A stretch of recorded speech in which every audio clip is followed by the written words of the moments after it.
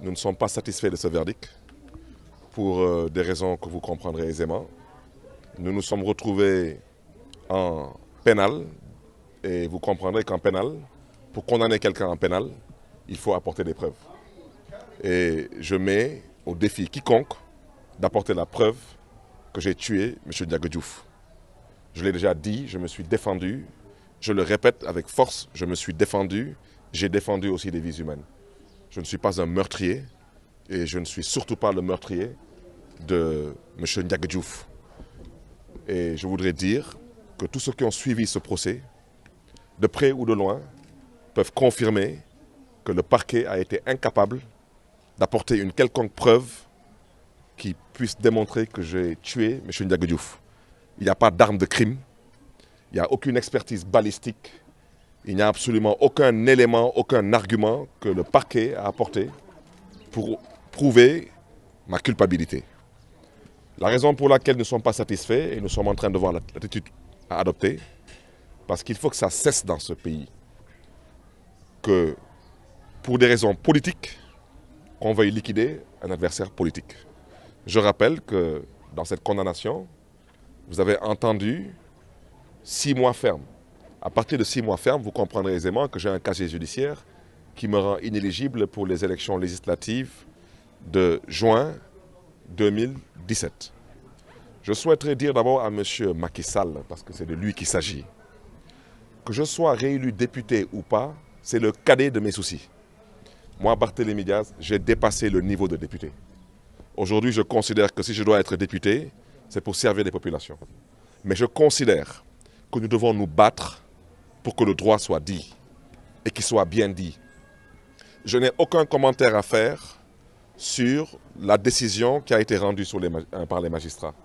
Parce que je crois que le juge Hamidou Dème, que je salue au passage, que j'encourage au passage, a eu l'honnêteté intellectuelle et le courage de sortir et de dénoncer les maux dont souffre la justice sénégalaise.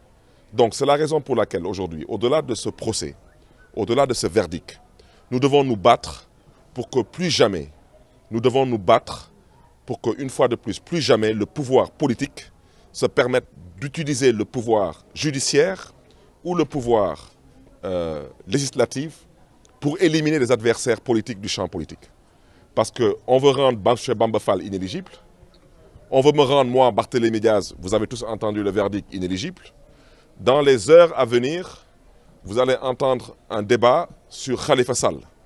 À l'heure où je parle, le pouvoir du président Macky Sall, avec, bien sûr, comme complices les vieux briscards que vous connaissez tous, sont en embuscade pour rendre M. Khalifa Sall inéligible.